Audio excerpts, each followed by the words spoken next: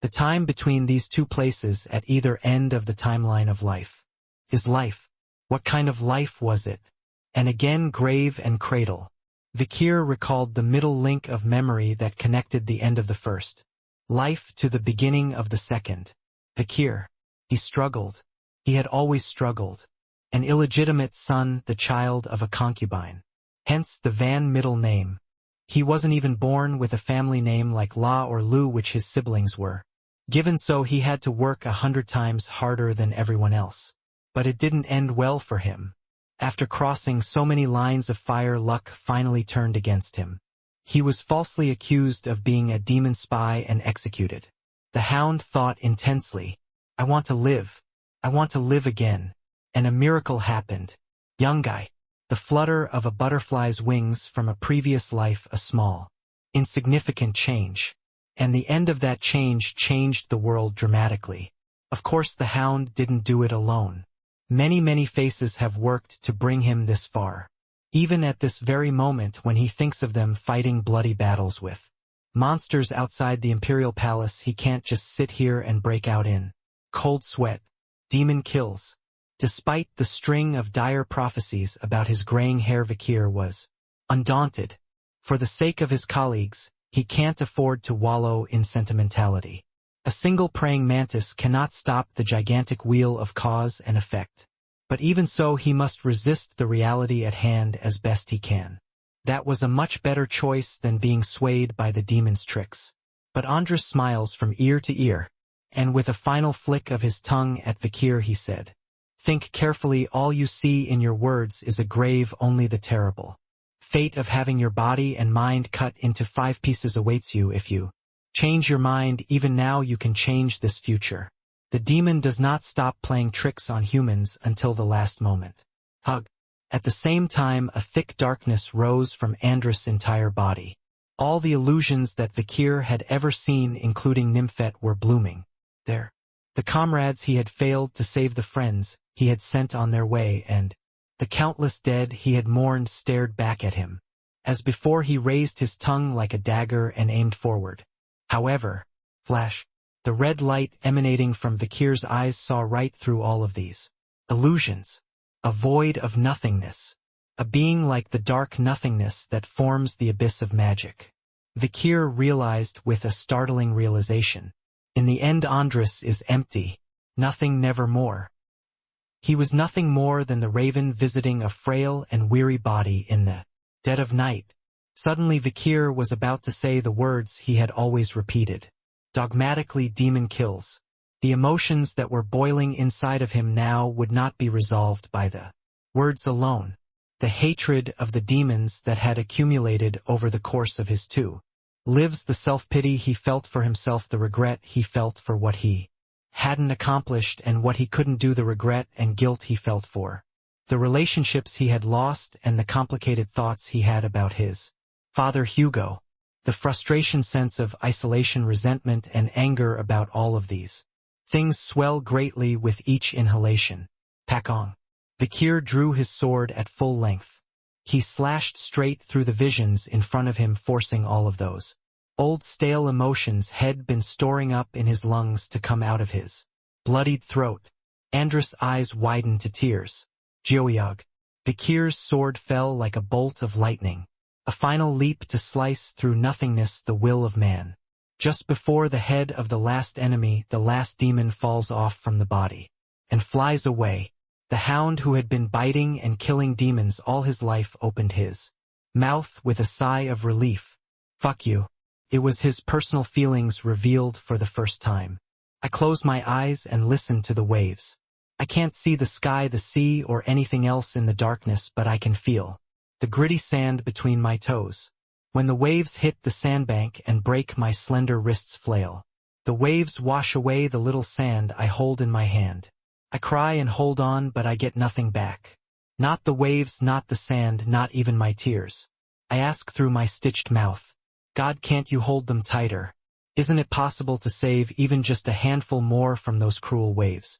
The ones I'm holding now, or maybe I am clutching. Is all this simply a dream within a dream? My beloved looks down on my wailing from the sandbank. I speak with a sewn mouth. Don't sing me a sad song when I'm gone. Do not plant red orchids or green marigolds next to my head. Just put a sword at my grave to cut through the weather and time. And if you have a moment to spare, remember me.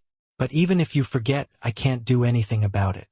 Because I won't be able to hold your throbbing heart or listen to your bleeding throat. Just follow the cry of an owl screaming in grief. Buried in the dawn twilight, dreaming and stirring. At some point out of nowhere I might remember the face of the person I loved. Or perhaps I shall forget. Vikir snapped out of his daze. For a moment his legs gave out and he nearly collapsed. They say the heaviest thing in the world is an eyelid. Vikir felt the mana drain from his body like a tide. A chill ran down his spine, his toes and fingertips were so cold they felt like they were about to fall off. The magic sword Beelzebub protruding from his wrist had never felt so heavy and sharp. Kung. The vibration transmitted to the floor this heavy feeling. Vikir's body did not create it. Nor could it have been, for Vikir never knelt on the floor even under these circumstances. What had fallen to the floor was the head of a demon. Andras. First corpse, Marquis of Discord, the last enemy, the last demon. With the head of an owl it fell to the floor in a spray of thick blood. Vikir's ninth form was so powerful that the severed part of his neck showed no signs of regeneration. No. Geogiagic. The petrified, crumbling cut showed no sign of regeneration. Andras was really dying. Neither the soul nor the body can go anywhere, it is eternal death. Did you do it? Vikir muttered to himself. Moment. Human don't say such ominous things, survive again. Decorabia shuts Vikir's mouth in a panic. Vikir laughed dryly but with a hint of blood. The moment you foreshadow the end, what follows is also a story that sells well and is an obvious cliché. But this time there was no such predictable event. Andras poured out all of his strength and as a result self-destructed from within. To add insult to injury, Baskerville's ultimate move struck him, the ninth form. And his soul was torn to shreds. Of course that didn't mean Andras was instantly annihilated. Ha ha ha ha, so this is how it ends. Andras' two blackened eyes radiated darkness. His tongue still moved even though only his severed head remained. Though it has stiffened considerably. You have one demon hunter, the gate of destruction will soon close and you and the other humans will never meet the rest of the demons. But is that a good thing? Is it the right thing to do for all of humanity? Andras smirked. In a way you've blown your chance to atone for the original sin of humanity. But Andras didn't get to finish his sentence.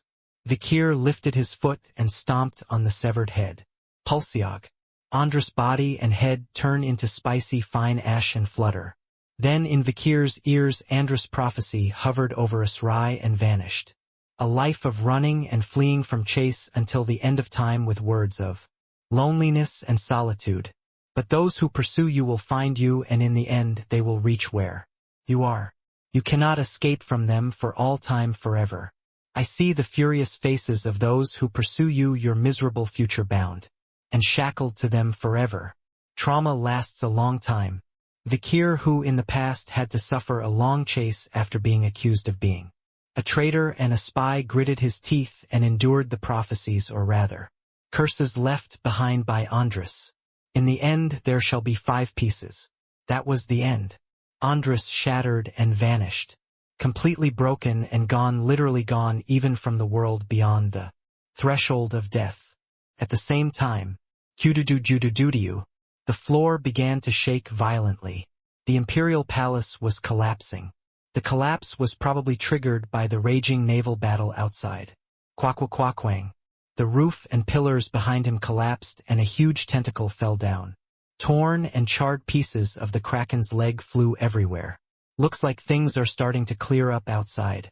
Vikir turned his head. Beyond the crumbling rubble a portal still stood open. And standing at the portal was Piggy, a Comradianarms through 2 lives. It's been hard, really. Piggy smiled sadly at Vikir. Vikir asked, what happens now? Simple, once I close this last portal it's all over. The gate of destruction closed. There was only one portal left, leading to a world where the gate to destruction was open. I can only close gates, not open them, so once I close this one all gates are gone forever. Vakir nodded silently. An exhausted hound at the end of a long journey, can he lay down now, his body crushed in a bloody ball? No, there was still one thing left to do. No, the biggest one. There is indeed a task to be done. Kudug. Vakir rose to his feet, clutching his knees with his hands. He turned to face Piggy, his gaze unwavering. Finally Piggy turned to Vakir and asked, "Before I close the last portal, I'm going to give you a choice. Do you want to go back to the world you came from?" "Yes." "The world beyond the portal is a world where Vakir is dead and gone. With a new body in this world, the Hound is ready to cross over once again. But deep down Piggy doesn't want Vakir to go there. Once you go back, you can never come back here again. The bond is severed. It's goodbye forever. The other world has almost returned to peace. The rainy season of fear had ended as quickly as it had begun, and the great flood would soon be over. The demons have been annihilated. Many people have survived, and all demons and monsters will perish. Now all you have to do is live a happy life with those who follow you. You don't have to go back to the barren world you came from, do you?" Piggy is right. The other world is populated by 62 demons, each more powerful than the last. A world overflowing with destruction and apocalypse, far more terrible than the worst times Vakir has ever experienced. It must be a hell of unearthly proportions. Piggy said impatiently. Some of them have not yet given up their love for this world, and I can feel them swarming toward this one remaining portal. The last portal Andres had created before his death. There's a real malice rushing toward this passage.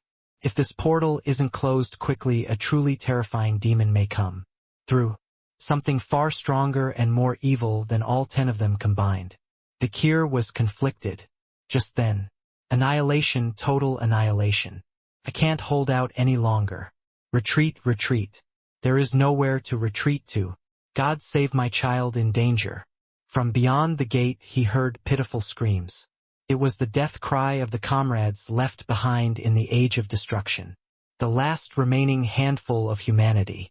And there were a few familiar voices among them. All Morgue is powered, imprisoned here. Keep the faith until the end, people. Haha, now neither money nor gold is of any use to me. Vakir made a decision of either yes or no. I can't end it this way, not after hearing the voices of my comrades who are still alive. Moving on to the original world, back to the original world. He will have to walk the thorny path he has walked once again.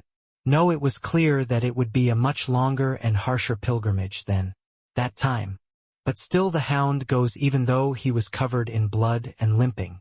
At Vakir's words, Piggy closed his eyes as if he knew it was coming. I knew it, I knew you'd do the same. Vakir didn't say anything in response, just nodded once. And then, Vakir ascended the stairs. The shattered throne, the precarious staircase on the verge of collapse. Finally, the last remaining portal to this world comes into view. What he sees beyond is a world with a severed head. A timeline of shame filled with blood and stains. Vakir turned his head and locked eyes with Piggy. Piggy nods with a wry smile. Night Hound Vakir van Baskerville returns to his original world. It was time to move on. Just then, "You're not going anywhere." There was a voice that grabbed Vakir by the back as he was about to cross the threshold. The dark clouds on the horizon recede. The sun rose, the rain weakened, and a double rainbow appeared. The monsters had lost their strength and were running away to the bottom of the sea. Kwakwang Pungdiong Yulyulung. The Kraken, the strongest enemy of the Tachka alliance, lost all its tentacles and crumbled beneath the water. In the distance, the imperial palace can be seen collapsing. Ah, the black fog has lifted. Vakir did it. Also, Tutor Sancho and Bianca shouted in joy. But, I have a bad feeling about this. Standing over the corpse of a large monster, Camus had been feeling uncomfortable since earlier. The flow of mana was strange. There's a huge surge of mana, then it breaks off, and then it flows out again in a faint trickle. This was a completely new type of energy that did not belong to Andres. Furthermore, Vakir's aura was also fading, as if it were about to break. It wasn't a matter of life force, but rather a feeling of being very far away. Camus, what's wrong? Do you sense something bad? Morgadolph loomed over the corpse of the monster across from Camus. Camus answers her uncle's question with a simple nod. It's like a woman's instinct.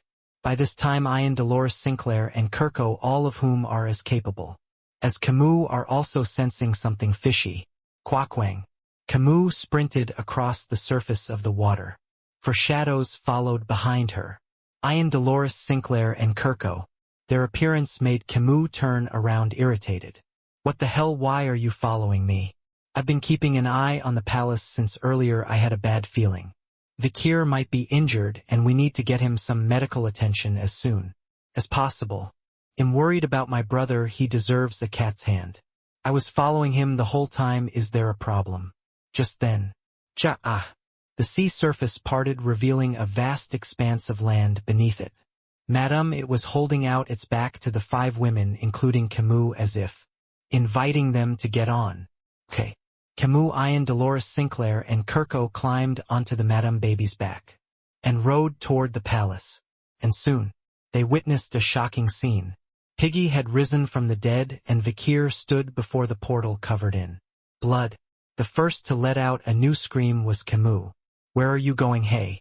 In her panic and anger, a swear word escaped the tip of her tongue before she tucked it back in. Camus pressed her hands firmly to her chest to control her anger. No, I can't, I've barely corrected my way of speaking and I can't swear again, damn it. But she couldn't hold it in any longer.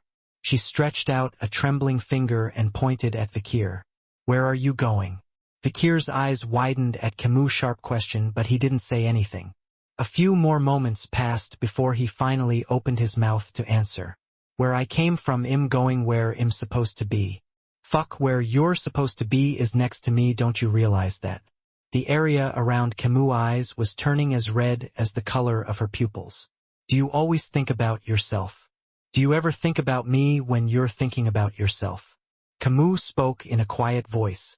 Who am I to break up all the gossip that comes into the house?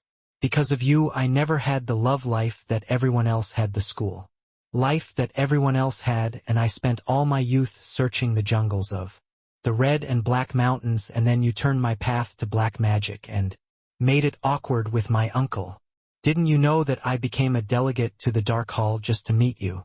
And then I transferred to a school to meet you, and then you fell into the Hell Tree, and when you came out you were tried and sent to prison, and when you escaped you staged a sit-in in Tochka, and now you're in the Imperial Palace. You bastard, who's the Hound of House Baskerville? Camus was about to use her signature magic. Vikir realized he couldn't handle Camus' anger in his current state, so he quietly raised his hands and stepped out of the portal. Only then did the Camus momentum slow down a bit. Vikir suddenly took a closer look at Camus' face. Time had certainly passed. She was still the same little 80-year-old, but she had grown into a determined young woman.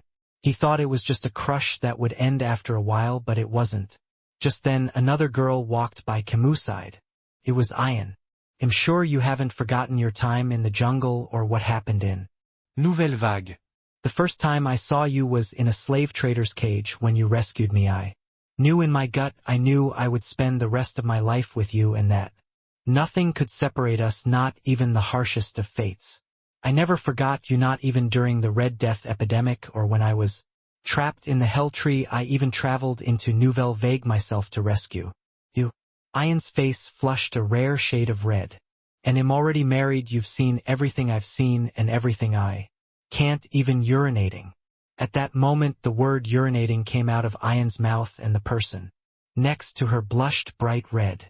Dolores was wriggling her fingers. I am. She hesitated for a moment, then gathered her courage. I've been working so hard to be of help to you, Vikir. I've studied soul resonance so I wouldn't be a nuisance as your soulmate. I've followed you on demon hunts, and I've even formed an organization called the Night Walkers to fulfill the mission you left for me. Dolores looked up at Vikir with tears in her eyes. I've done a lot for you, and it's not fair that you're leaving without giving me a compliment.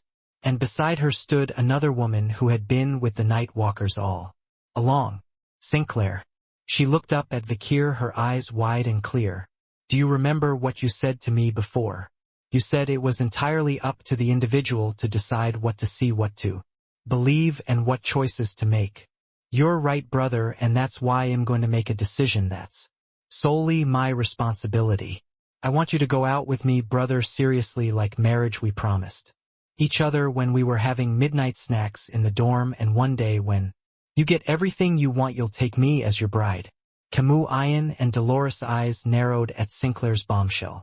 A fifth voice broke through the bickering among them. It was Kirko. Garm no Vakir. I'm still stunned why you saved me and what was going on in Garm's mind. Everything is just confusing.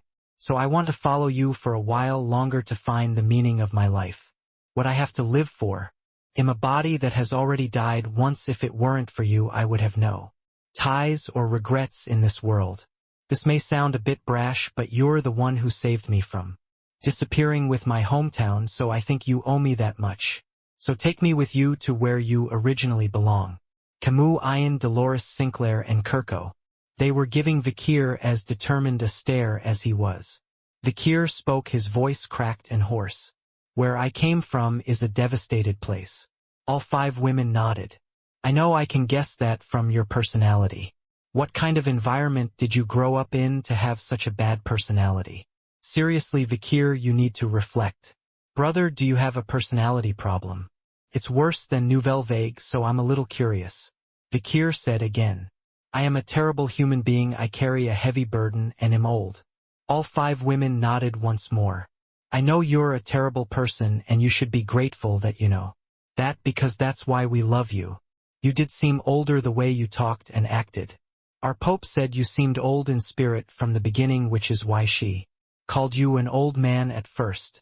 The carrying part reminded me, brother, do you remember when we were in the hell tree you kicked me for taking on the fist of a demonic dragon? Secretly behind you, I'm going to make you regret kicking me. How much age difference is appropriate between a man and a woman? I don't know, because I've never been in a relationship, but is it weird if there's? Is it strange if we are 50 years apart? They walked up the stairs, spouting off one comment after another.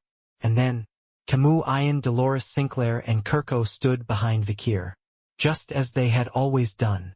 Of course their faces didn't change at the sight of the landscape beyond the portal. I can't send you to such a horrible place alone. Remember you said you'd stay with me through death's door. I'll go with you. I want to help my tribe, whoever might still be alive on the other side. I saw your inner Vakir in the hell tree of Cimmeri's. You said we were colleagues. Let's share the burden, Mr. Chaco. Wherever my brother goes, I will definitely follow. Don't you dare leave me behind. It's an interesting place. Did the Nouvelle Vague over there collapse too? I'd still like to go there. Eventually Vakir couldn't help but sigh. Do as you please. Vakir turns toward the portal. Camus, Ian, Dolores, Sinclair, and Kirko follow him. And as Piggy watched them all, a faint smile tugged at the corners of his mouth. They are good people. And with that the portal closed. Beyond the blazing flames, Vakir threw himself into the twisting space. The Hound of Baskerville, the Night Hound. He returns to where he came from, having fulfilled all his duties. His vision began to spin. Every sense in his body is twisted. The clockwork was ticking backward, and blooming between the first and second hands the last words of a friend who left a long time ago and who is now letting go of him are disturbed. Have a great trip, friend. That was his last time in this world. Bah! A star twinkled in the sky and then it was gone.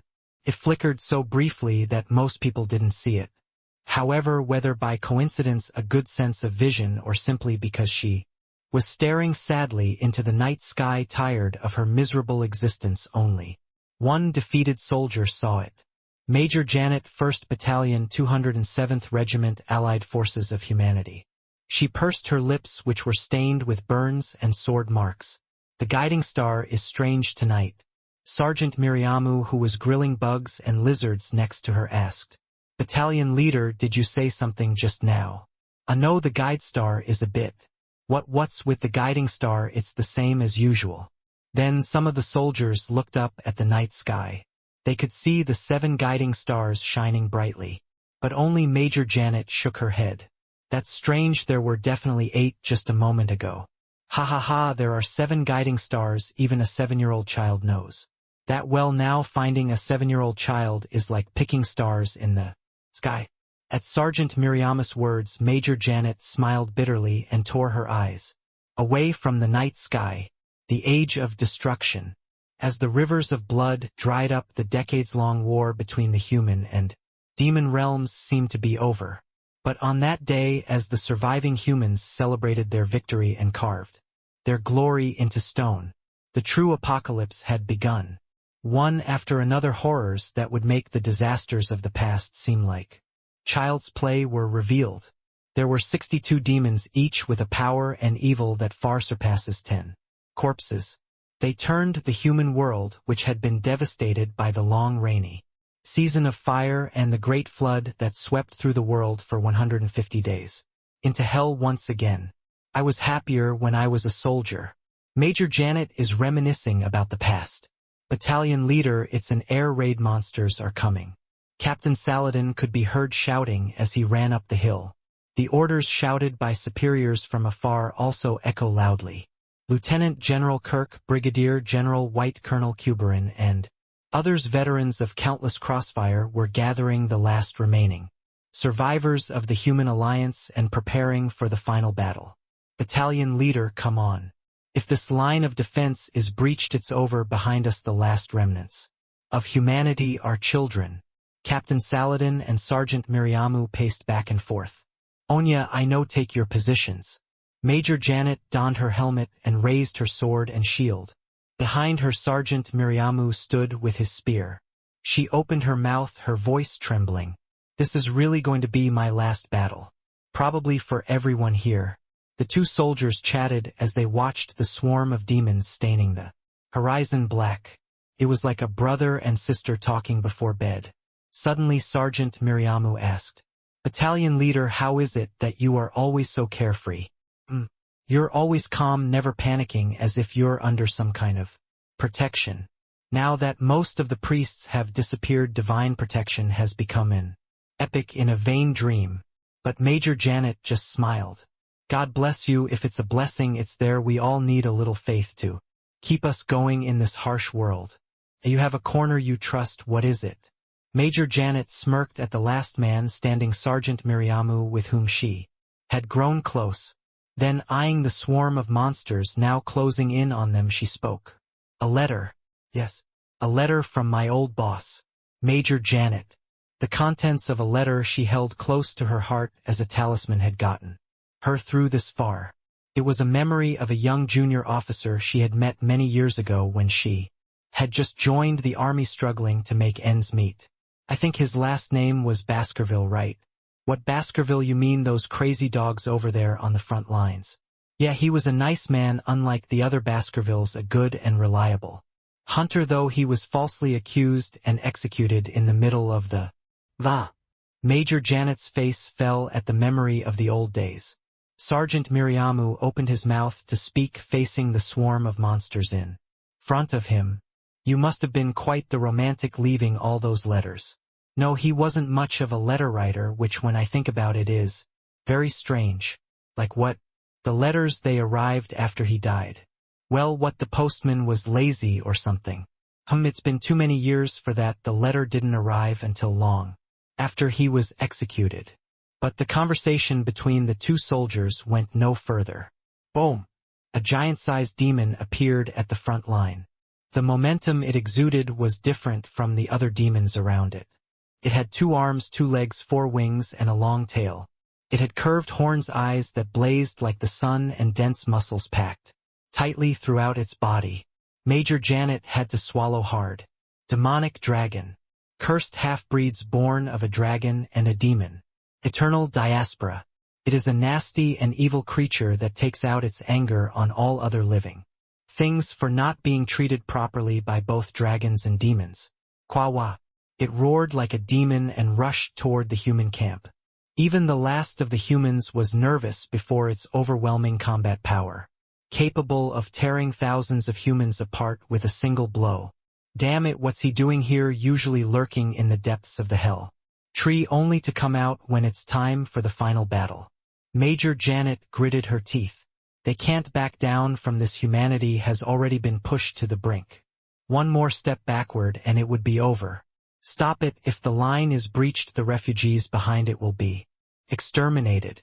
Major Janet unleashed her aura to confront the demonic dragon.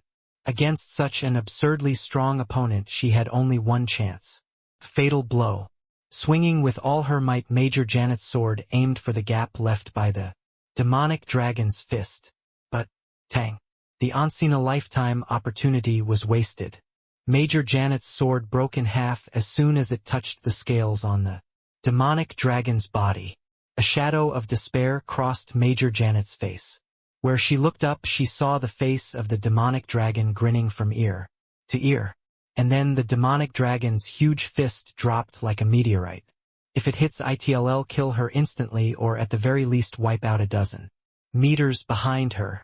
And a lot of people will die again. Is this the end? Major Janet is just about to resign herself to life. Battalion leader.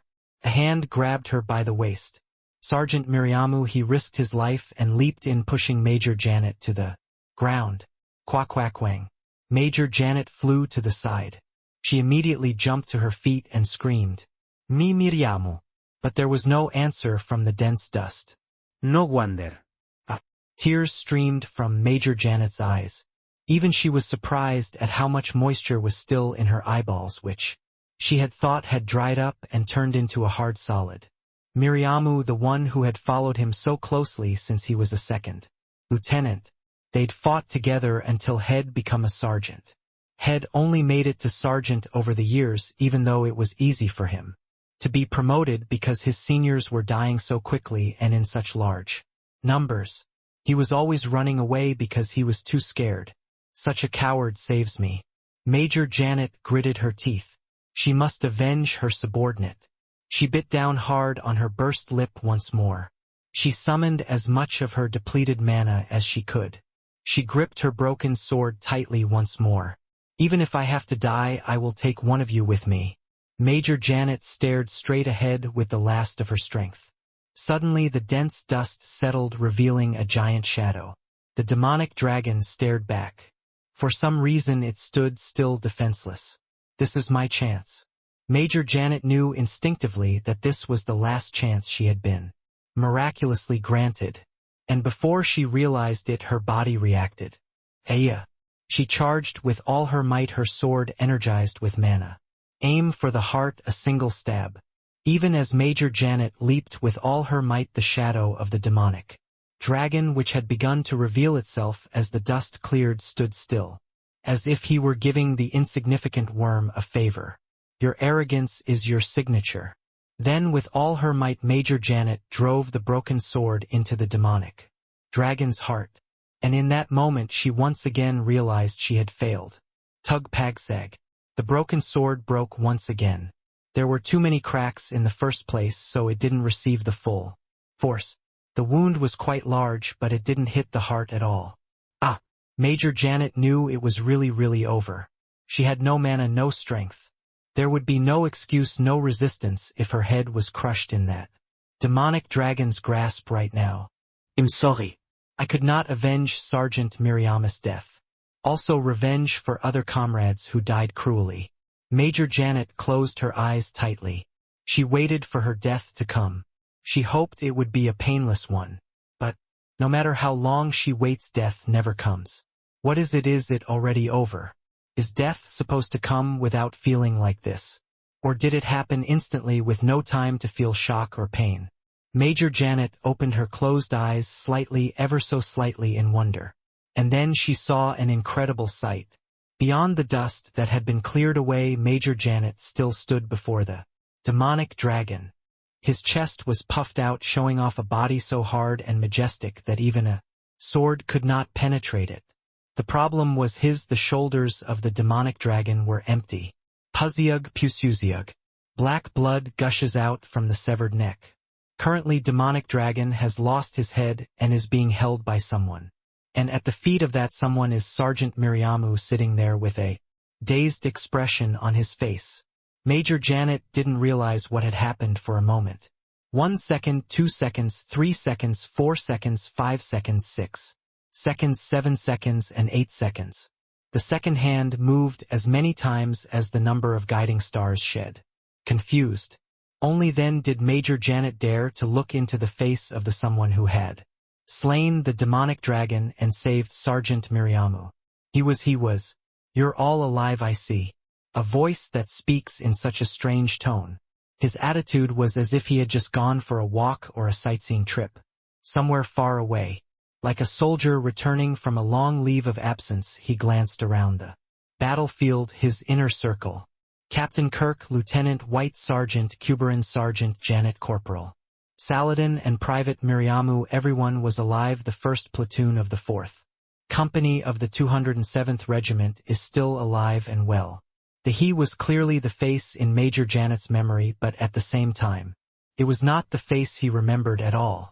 It was a contradictory explanation, but there it was. The burns and stab wounds that covered his face were gone, and he looked decades younger. But it was great, well done. The aura he exuded was still overwhelming, even more so than before. Meanwhile, this guy, he fell from the sky from a guide star. Sergeant Miriamu, who was on the ground, pointed at the he and the you from the star with a dazed expression. Then he gave a faint smile. I see, Private Miriamu, you were too young then to remember my face. What Private me im the sergeant? Sergeant Miriamu looks confused. But Major Janet's expression is completely different. With tears in her eyes, she exclaimed in a joyful tone, Company Commander, you're alive. Do you recognize me? Of course I knew you were alive after all. Where have you been all this time, and why have you changed your appearance so much? You were alive, did you not see my throat cut? What? Oh, I did see it, but have you not sent any letters since then? Major Janet looked puzzled and then drew out the letter she had kept in her bosom. It was a letter written on parchment yellowed with age. I miss you, comrade, are you at peace there? Upon seeing it, he looked blank for a moment, then muttered to himself. Then that letter was real, I don't know what's going on. At that moment several soldiers from the Humanity Alliance side who had seen the demonic dragon dead rushed over.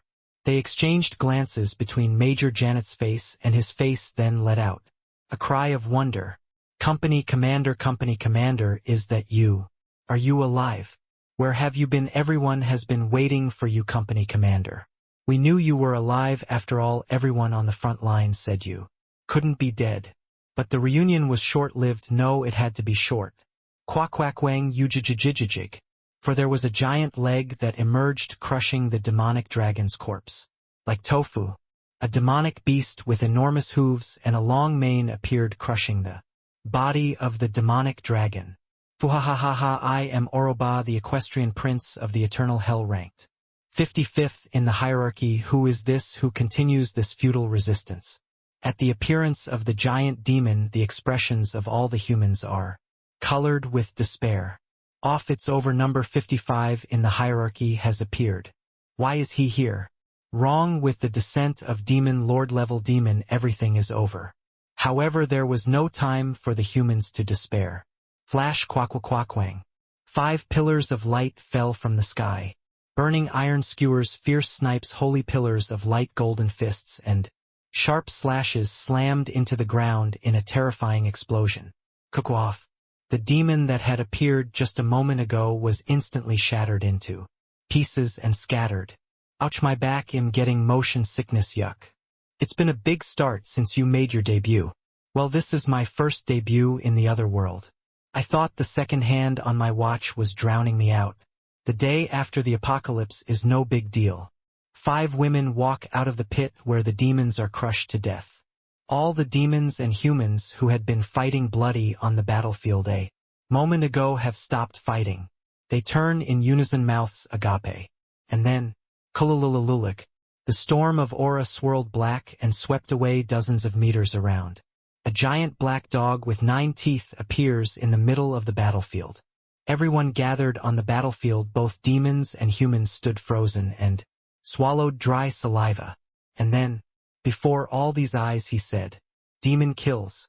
The year be 1020 on the continental calendar. The rivers of blood have finally dried up.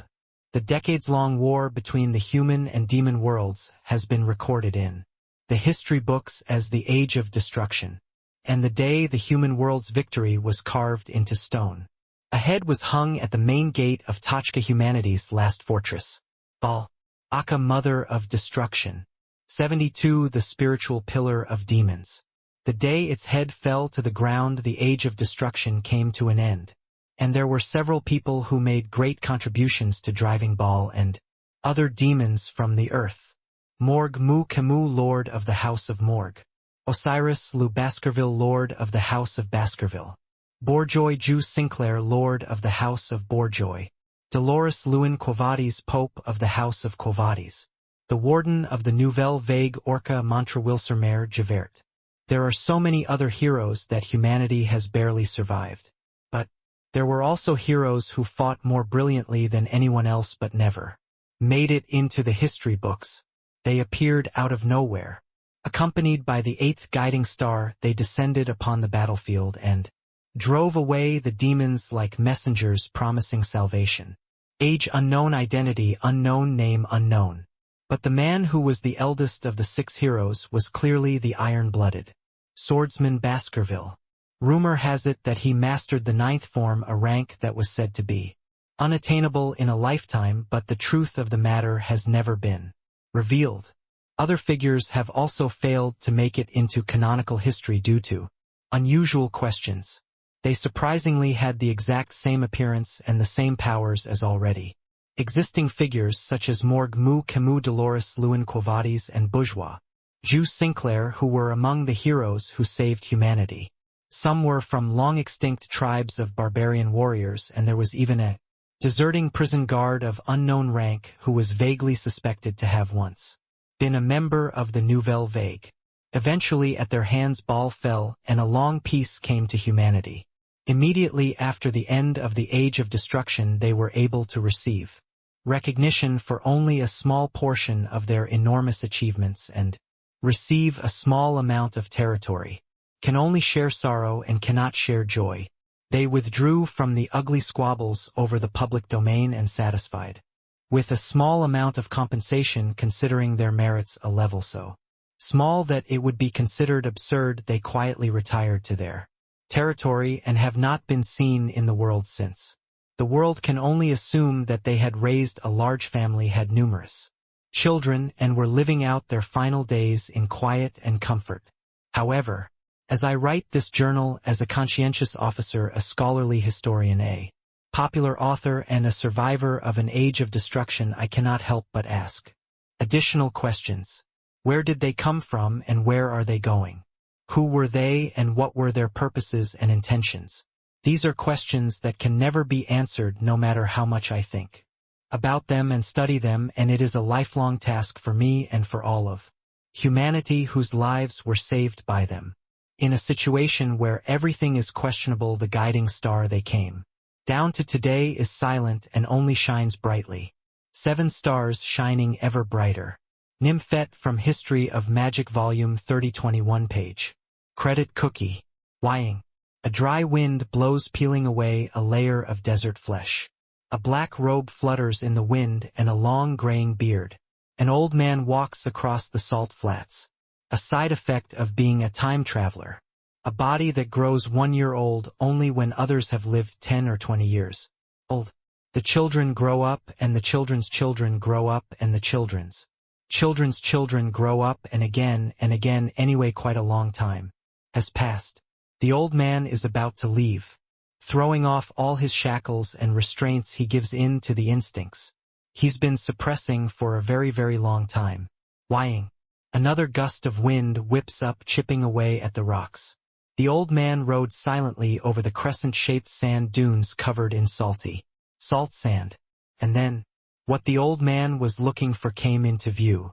It was a tower. A black tower jutting up against the white horizon. Like an awl jutting out of the ground, it bathed in the blackness of the night sky and the red of blood. Grave of swords. The old man nodded silently as he read the crude writing on the front of the tower. A true Baskerville is born in the cradle of swords. After a moment of silence, the old man continued. A true Baskerville dies in the grave of swords. Just then. This is the grave of swords, the final resting place of those who follow the Extreme will of the sword. There was a heavy echoing laugh from within the tower. Then the top of the tower opened like a dog's mouth. Inside the tower was a throne of steel and an old man in black armor seated. Upon it, a Baskerville with a long white beard. A former 7 counts who had seen the turbulence of war and the strongest man in all of mankind, even in the age of destruction. He stroked his pure white beard and smiled broadly. This is definitely a familiar face, even though it's the first time I've seen it. The intuition of a superhuman who has reached the realm of the supreme. Transcends even space and time. The graybeard old man did not reply to the whitebeard old man's words. He simply pulled out a crimson sword with the back of his hand. Seeing the momentum that the graybeard old man exuded, the whitebeard old man smiled with satisfaction. Then, the 2 old men with white and gray beards swung their swords at each other. It was a split second. 9 teeth met 9 teeth.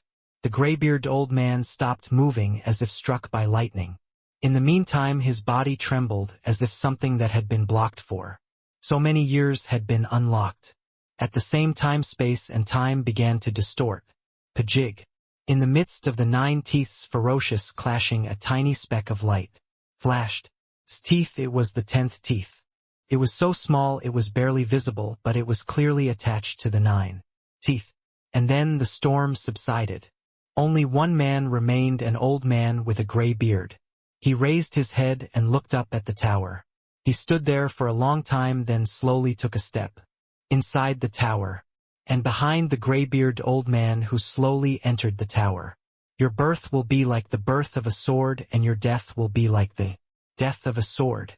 The voice of the old man with the white beard, who had now disappeared, was slowly becoming distant. Thank you. Real credit cookie. Quackwang. With a loud bang, hot flames leaped up. Who says it's over? A woman stomped her foot, her anger rising to the top of her head.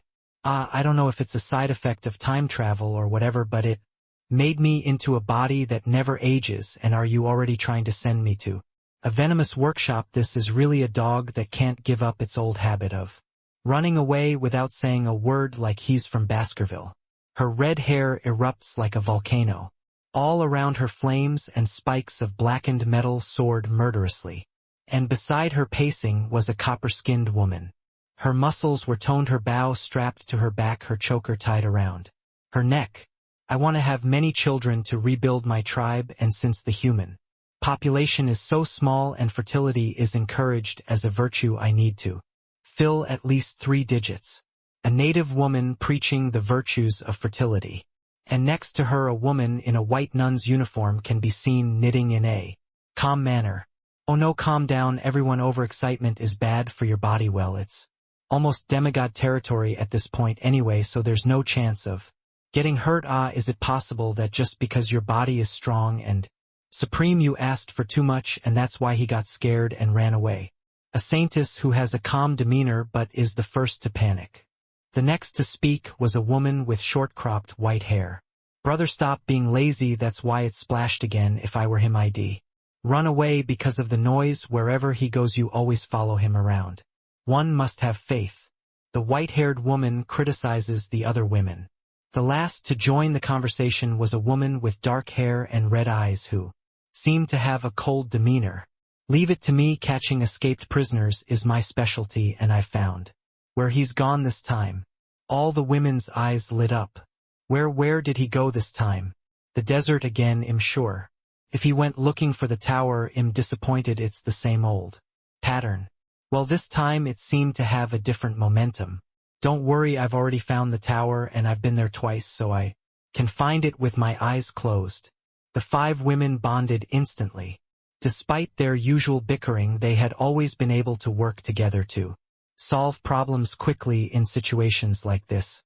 Just wait and see if he gets caught this time. Hell, get 50 years in prison, he's dead, really dead.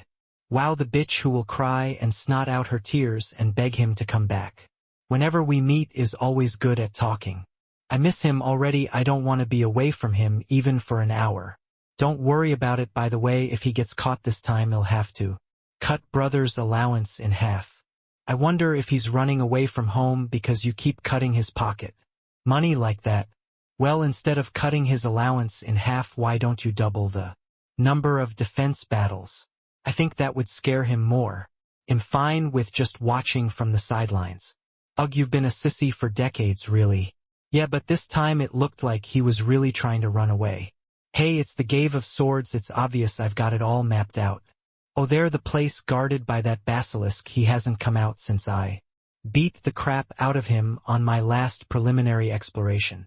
If it had a map, it would have scared it away and moved its nest. It's a pretty intelligent creature.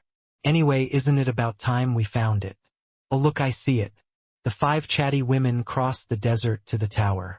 A life of running and fleeing from chase until the end of time with words that reflect loneliness and solitude. But those who pursue you will find you, and in the end they will reach where you are. You cannot escape from them for all time forever. I see the furious faces of those who pursue you, your miserable future bound and shackled to them forever. It was the moment when the ominous oracle that someone had predicted a long time ago came true. In the end there shall be 5 bodies. Real thank you.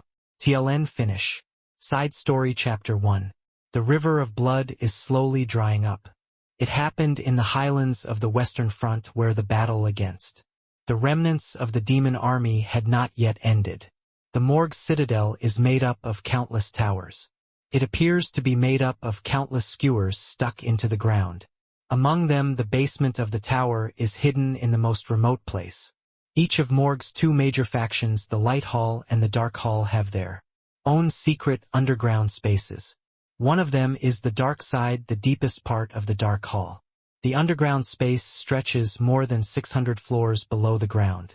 And on the lowest level, the 666th floor, is the headquarters of the Dark Hall. It was a space known only to the Dark Hall's delegates, inaccessible to Imperial monitoring, demonic gaze, and even the head of House Morgue. At the bottom of a spiraling staircase with no end in sight, there a lone woman sits on a throne, her eyes closed. Suts. She is a mage who checks the mana flowing through her veins. With her red hair and white skin, she is clearly a master mage who has reached the peak of her powers. Morgue Mukamu. She trusts no one and relies on no one. She has stood alone her entire life, battling the world tooth and nail, sometimes winning, sometimes losing, and living each moment as if she had never been hurt before. Finally, Camus opened her eyes from her meditation. By nature, when a mage checks their mana, they are very vulnerable. As the saying goes, a mage who checks their mana is like a crab or a shrimp who has just shed their shells. That's why Camus always meditated only on the 666th floor of the dark side, where no one else was allowed to enter. Absolute self-righteousness. She trusted no one, so she didn't do any favors. Only she could guard and protect her own body. Did you finish your meditation? It took longer than usual. When Camus opened her eyes, she saw an unbelievable sight.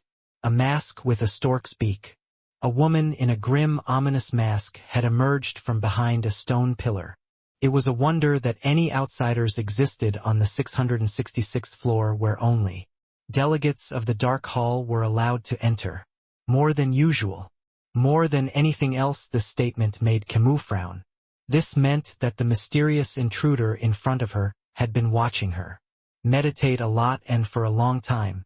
In reality, Camus had been meditating longer than usual, so the words were not just a taunt. Kulululululik. Mana boils around her. Camus summoned flames and iron skewers and hurled them at the intruder in front of her. I don't know who you are, but die and I'll ask questions later. As a master of the art of death, Camus was more comfortable and accustomed to dealing with the dead than the living, especially when it came to interrogating prisoners or spies. But, quack-quack-quang. Her eyes widened at the unbelievable sight. Flames and iron skewers flew in from the other side, offsetting Camus' attack. And then something else happened that stunned her. Tree branches as long and thin as a woman's hair hang down in front of Camus. Wraith tree.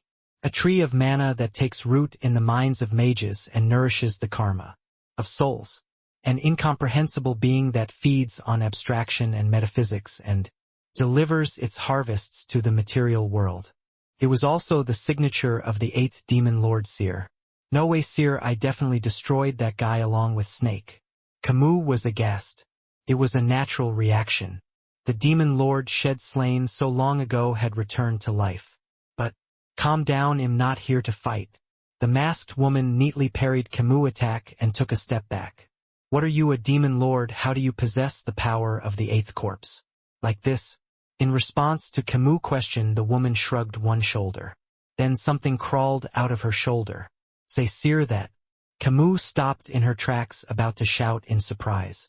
What was in front of her now is something that is a bit lacking to say that it is Seer, the demon of necromancy who once brought this world to the brink of destruction. Why is it so small?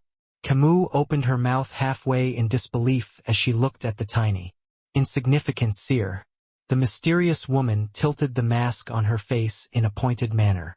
Because I've absorbed most of it. Demonic power, is that possible? It is possible. Then Camus made a face of disbelief. What kind of a crazy bitch are you, eating demonic power because you had nothing else to eat? You're no ordinary crazy bitch, and you'll do the world no good by keeping you alive. Don't lie down and spit on me. Camus shakes her head in confusion. Then the woman removed the mask that covered her face. Red hair, red eyes, and a vaguely familiar face. Camus' eyes widened. It was Camus standing in front of Camus. What is it? What is it? It's you. The unmasked Camus smirked and walked forward. I thought you were a lot older, but you're not that old. It's me too. You're still pretty no matter how old you get. Camus walked forward and stood in front of the confused Camus.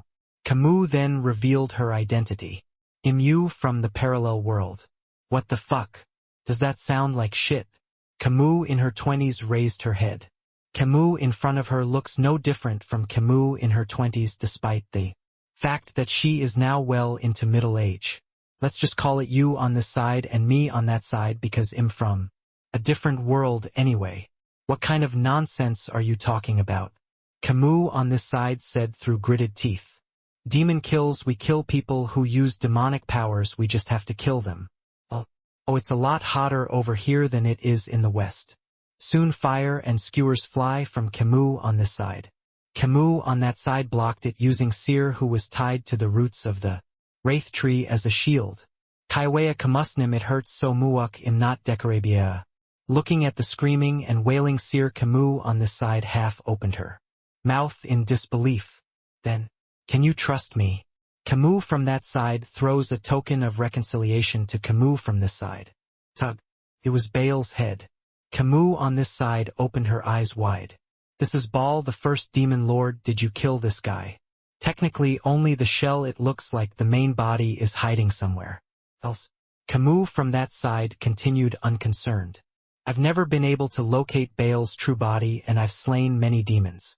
But no one seems to know. Perhaps Baal itself has no great desire to conquer the human realm. The problem was that there were too many low-ranking demons who wanted to continue its legacy. How do you know such things, bitch? I told you you're me and I'm you, which is how I got in here.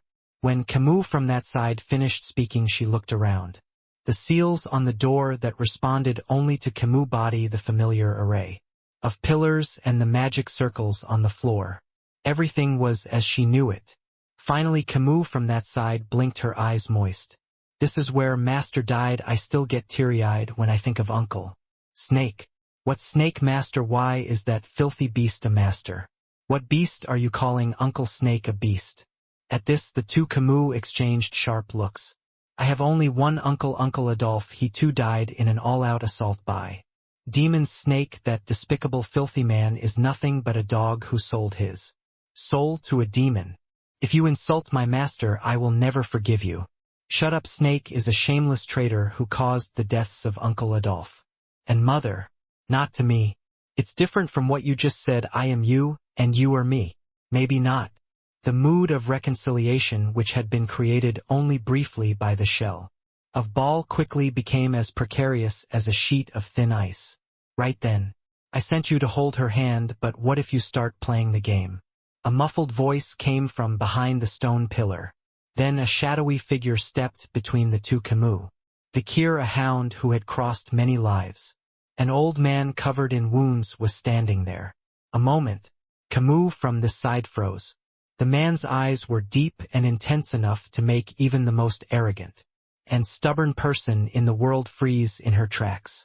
Moreover, just by looking at them, for some reason her body felt weak and her heart trembled as emotions she had never experienced before in her life suddenly sprouted from the depths of her heart. "Hey, what are you looking at?" But Camus on this side was forced to snap out of her reverie by the shout of "Camus on that side." Camus on that side rushed over and grabbed Vikir's arm. She turned to Camus on this side and gave her a stern warning. "Don't set your eyes on someone else's husband. I am you and you are me." "Oh, I guess not." Camus on this side snorted in disbelief. Then turning to the other version of herself and her husband in front of her, she asked, "So why are we here?" Camus on that side replied, "Let's hold hands." "Hands? What are you suggesting we do? Nail art? I'm you and you're me, so you know my personality. If you make one more sarcastic remark, I'll kill you." "I'm you and you're me, so you know my personality. Go ahead, kill me." "Ha, is this bitch is really?" Then Vikir shook his head as if he'd seen this coming and stepped between them again. "Let's join forces." "Join forces on what? Slaying demons?" "There's more, there's something else, something more fundamental." "What's more important than slaying demons?" "To restore humanity." Vikir spoke up, answering Camus' question. "Since the age of destruction, 99.99 of humanity has perished on this side of the world. Tudor, Bianca, Sancho, Piggy, and countless others met a different fate. The same goes for those who were used as hosts for demons. What can you do about it? The dead are dead, they can't come back now." Camus on this side shook her head, her voice bitter. Perhaps she was thinking of Respain or Adolf, who had died in the war against the demons. "But there is a way to resurrect them all." At Vikir's words, Camus on this side raised her head. And in front of him stood Camus from that side. Thump thump. Camus stamps her foot on the floor with a smile on her face. And on the floor a large yet incomplete magic circle can be seen drawn. Suddenly Camus on this side's eyes widen. She looks more agitated than she has ever looked before. And then, the voices of the two Camus come together as one. Liquor of complete revival. Side story chapter 2. The magic circle of full revival. Camus on this side was skeptical. Isn't it something that can only be attempted by reaching the state of being able to draw at least 10 mana rings, which is practically impossible? It's close to impossible, but it's not impossible just because it's close to. Fire doesn't mean it's fire, right? Don't play games with me, I know, because I've tried countless times to perfect this formula, but it's a wall I could never get over on my own. Yeah, I'm with you on that one. Camus on this side looked puzzled, and Camus on that side spoke up. Alone. Morgue Camus. How many people had betrayed her so far? How many people had failed to fulfill her expectations? Her unparalleled skill, her arrogant temper, and her distrust of others honed through countless heartbreaks. All of this has led her to distrust others. But what about herself? Camus on that side spoke in a confident voice. I am a magical genius, the strongest morgue. You are a magical genius, the strongest morgue. What if we joined hands and made up for each other's shortcomings? Can't you see what would happen? Camus on this side remained silent. She had always kept to herself, even when meditating to check her mana, because she didn't trust others. Finally, after a long silence, Camus on this side spoke up. Can you really bring them back, all of them? I can't say for sure, of course, but if there's even the slightest chance, don't you think we should try? Camus on this side nods in agreement with Camus on that side. Eventually, Quag, the two rare magical geniuses joined hands. The objective, the magic circle of full revival, a forbidden method that no one had ever succeeded in creating. Should we do it right now? Are you sure? Of course not. Camus on that side slid down to the floor and stood. Then she turned to face Camus on this side. Camus on that side took a small deep breath. Then she spoke in a low voice. Did you know that the morgue started out as a morgue, a mortuary? And it was a small family that specialized in that kind of business, keeping only unidentified corpses.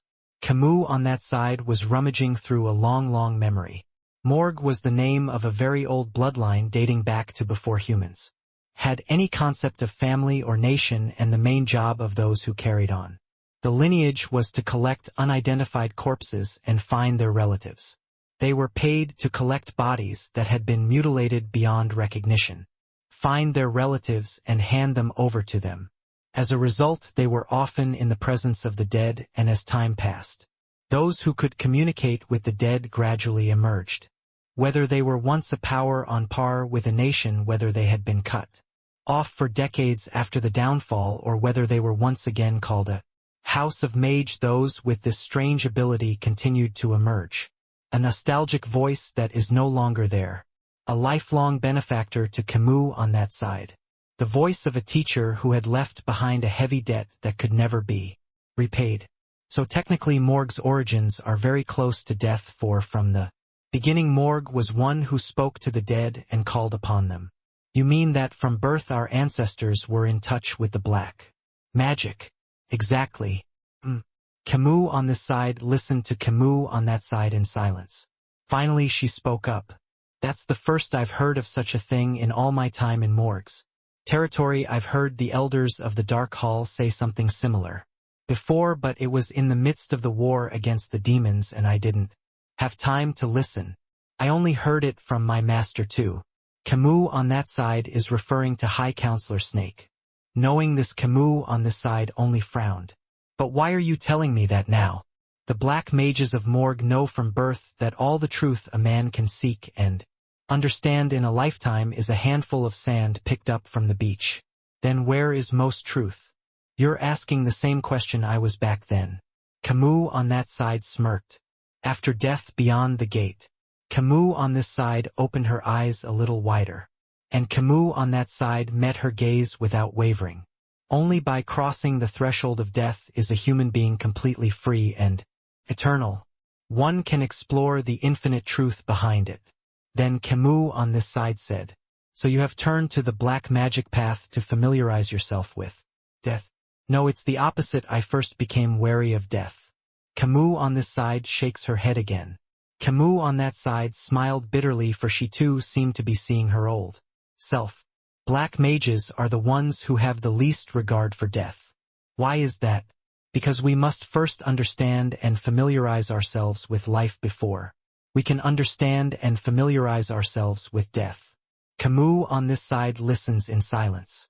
At this age, she had never listened to someone so quietly before. Well, isn't that what someone else said? While this Camus was thinking to herself, that Camus continued to speak. Life, feelings for others, love, friendship, trust, organic relationship with all that is in the world, gratitude for being alive, the preciousness of life. You have to understand these things before you can truly understand death. Everything is two-sided. Can't I just familiarize myself with death first? I think I can. That's a good question. My master's answer to that question was no. You'll be angry to hear that I was a little angry at the time. Camus on that side recalled in her mind the answer she had heard from Snake. Back then. It's nothing more than a bunch of drunken fools pretending to be black mages.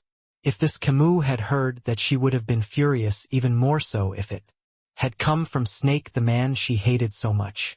Whatever, contrary to popular belief, true black mages must be able to love and understand living things more deeply than anyone else. One who loves all things living and sympathizes with all things dying. In a way, a black mage is akin to a sage or saint in the eyes of the world. Are you saying that the opposites are compatible? It's me, you understand quickly. The two Camus talked for a long time. And in the meantime, Vikir was watching the two women's questions and answers. For a long time. Finally, the two Camus sat down in the center of the circle facing each other. In order to perfect the magic of full revival, we must travel to the abyss of magic to learn the theories and formulas we lack. That's where all the truth is kept, the very foundation of this world, so we may be able to find what we need. It will take time. Camus on this side has already tried this trick once before and failed. I know how to do it, so I won't fail this time. Camus sat cross-legged with a determined look on her face. And then, pause. The two Camus began to infuse mana into the magic circle.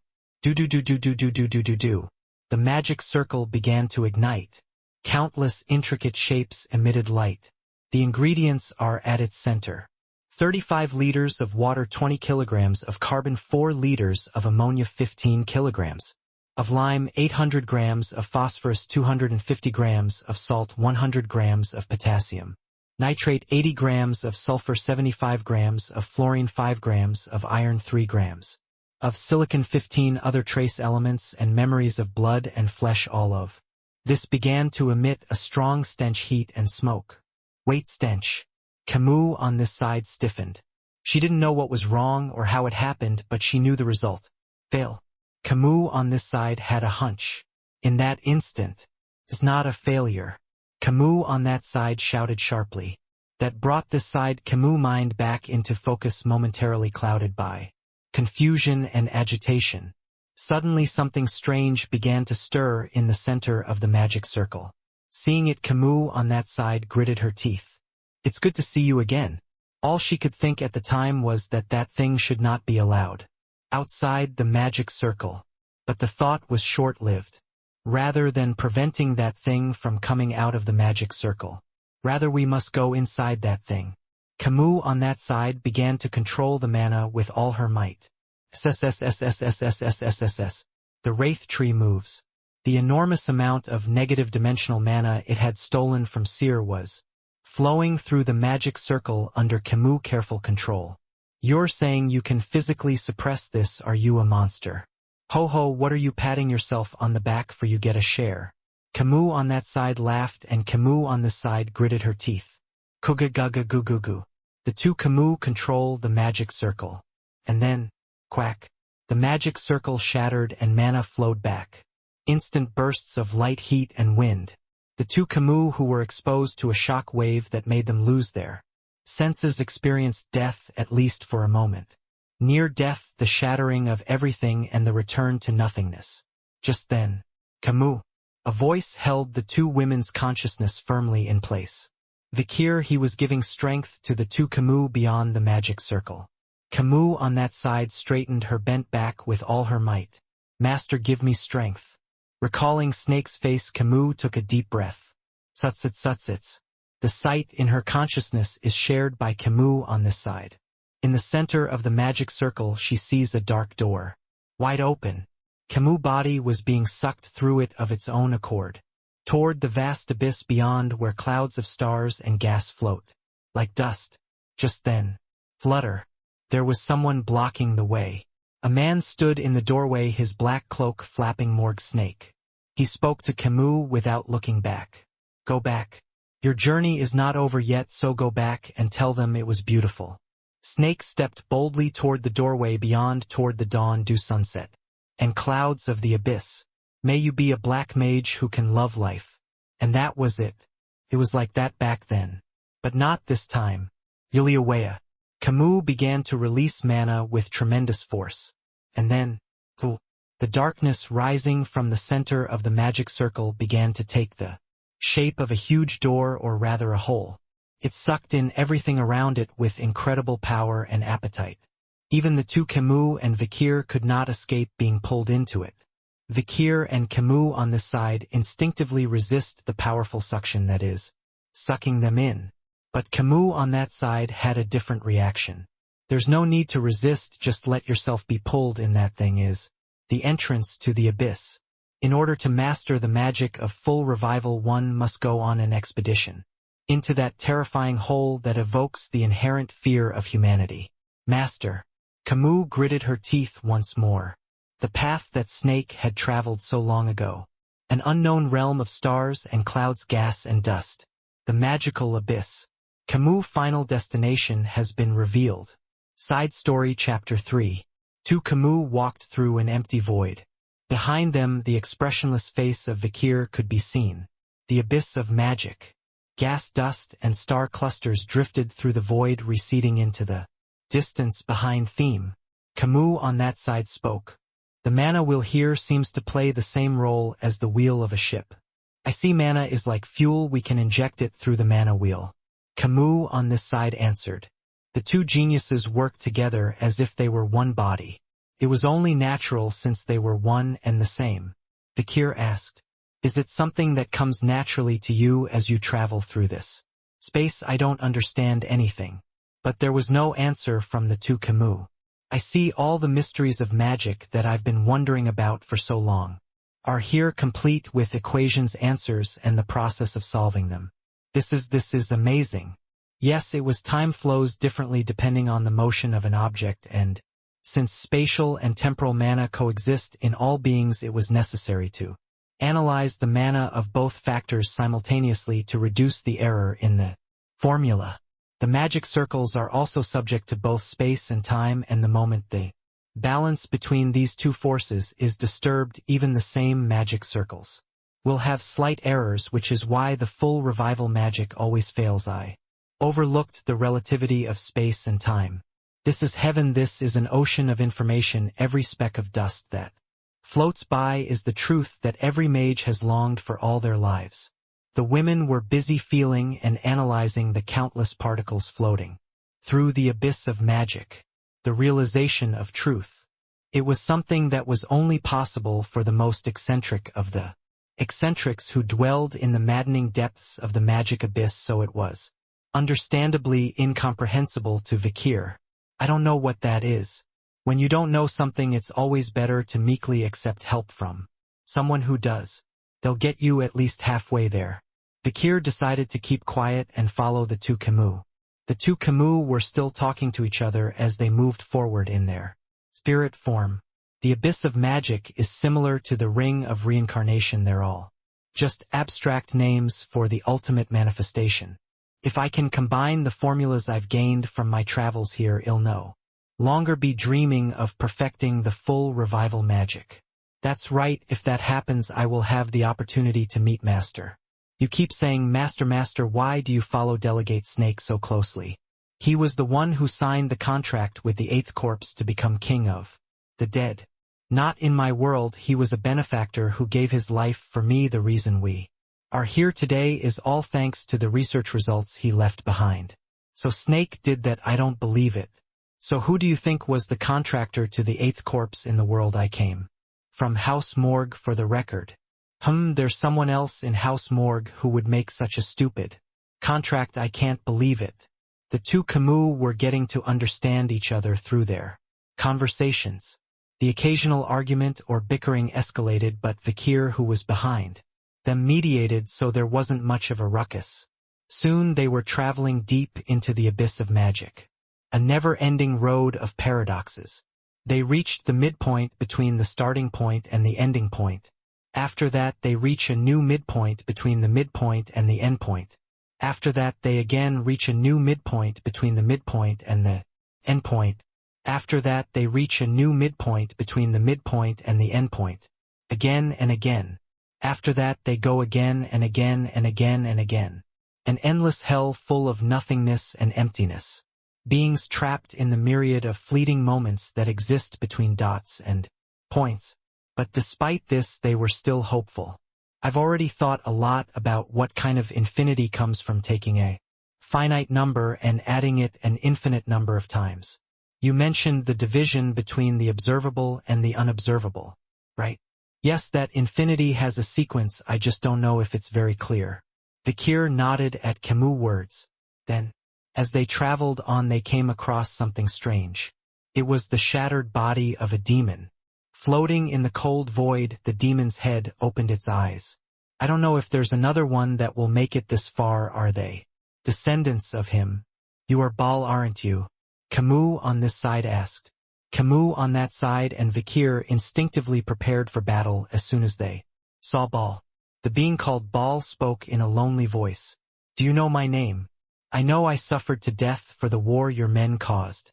All I left behind there is a shell, an illusion. The real me has been trapped here, lost in thought for a long time. Baal thought, remembering a time so long ago that it was no longer clear to Baal exactly when. And when the last moment of your life comes, come to this place. And as the voice of him echoed in Baal's mind, Baal realized. And so it was a milestone. Was this my role? Baal laughed in disbelief. Baal turned to Vakir and Camus in front of it and said in resignation, just by traveling here you will get what you want. But even after you get what you want, you will have no choice but to return. Here again. Because that's what he wants. Those were Baal's last words. Demon kills. Then Vikir drew his 9 teeth in the air. Camus on that side also rolled 9 mana circles weaving flames of fire. Quaquaquaquang. Baal was destroyed. Demon Lord who ultimately failed to become a demon god ended up turning into red dust and floating in a space full of nothingness. But what is meant by a milestone? We've destroyed it, so it doesn't matter now, let's go. Vikir and Camus continued onward. Just then, for the first time in their lives, they encountered a crisis. Tsutsits. The size of the mana ring gradually became smaller and smaller, and the amount of mana being injected began to decrease. It's difficult to increase the number of mana rings with my current level of cultivation. Camus on that side clenched her fists tightly in frustration. Then, TSK.